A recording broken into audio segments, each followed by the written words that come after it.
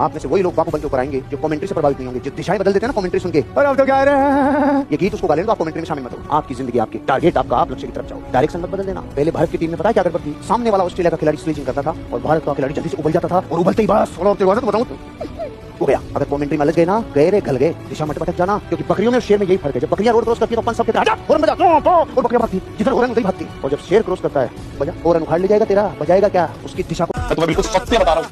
लोग बोलते हैं पैसे से कुछ नहीं होता, इससे कुछ नहीं होता, इससे कुछ नहीं होता। मैं ऑन ग्राउंड देखो, थ्योरेटिकल क्या चीजें भाड़ में जाए, ऑन ग्राउंड प्रैक्टिकल पैसे से इज्जत बनती है, औकात बनती है।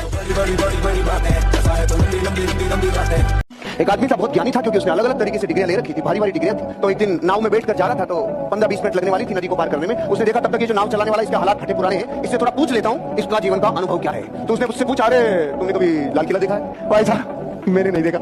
तेरी 4 आने जिंदगी खराब। भाई साहब ठीक है, आगे थोड़ी सी नाव और गई, वो तो मीना देखा है? नहीं भाई साहब। तेरी 8 आने जिंदगी खराब। अरे ताजमहल तो देखा होगा? नहीं भाई साहब। तेरी 12 आने जिंदगी खराब। इतनी देर में नदी में थोड़ा तूफान आने लग गया, नाव हिलने लग गई। अब की बार उसने पूछा कि भाई साहब तैरना आता है कि नहीं? तेरी 16 आने खराब, तेरी 16 आने खराब। जहाँ किताब काम में आएगी वहाँ किताब आएगी, लेकिन जहाँ अनुभव काम में आएगा वहाँ अनुभव आएगा भाई। जब कोई आपसे पूछने वाला नहीं है कि आप पढ़ रहे हैं कि नहीं पढ़ रहे, जब आपके पिताजी के पास सिर्फ पैसा देने का सामर्थ्य है, लेकिन शायद ये पूछने का साहस नहीं है कि आप कर क्या रहे हैं। शायद आपकी माँ उतनी विद्वान नहीं है कि वो आपसे पूछ पाए क्या पढ़ क्या रहे। और जब कोई पूछने वाला नहीं होता तब आदमी क्या कर रहा है, ये डिसाइड करेगा आदमी कितना बड़ा बनेगा।